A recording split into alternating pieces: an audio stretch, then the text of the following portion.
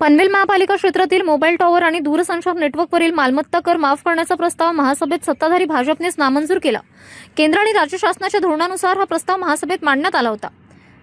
मात्र mobile tower कंपन्या व्यावसायिक स्वरूपात कार्यरत असल्याने त्यांना मालमत्ता करातून सूट देणे योग्य ठरणार नाही अशी भूमिका महापौर नितीन पाटील यांनी मांडली। दरम्यान मोबाईल टॉवर कंपन्यांकडे पनवेल महापालिकेचा तब्बल 67 कोटी रुपयांचा मालमत्ता कर थकीत असल्याची माहिती समोर आली आहे। त्यामुळे एवढ्या मोठ्या थकीत रकमेच्या पार्श्वभूमीवर कर माफी देण्यास विरोध करण्यात आला।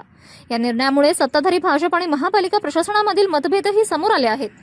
कर माफीचा प्रस्ताव फेटाळल्याने आता थकीत 67 कोटी रुपयांचा कर वसूल करण्याचे आव्हान पालिकेसमोर आहे।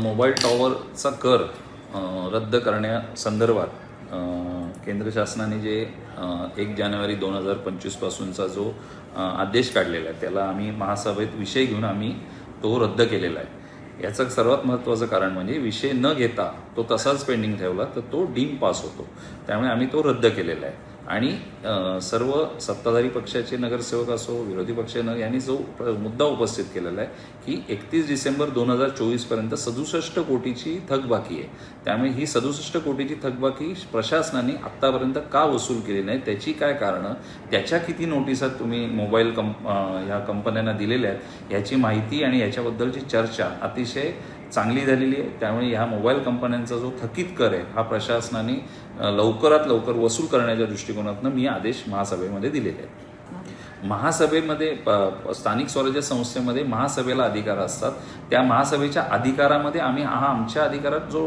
रद्द करण्याचा ठराव केलेला आहे हा ठराव आम्ही शासनाकडे पाठवून देऊ। त्यावर काय निर्णय येतो याची आम्ही वाट बघू, पण आम्ही कडाडून विरोध केलेला आहे।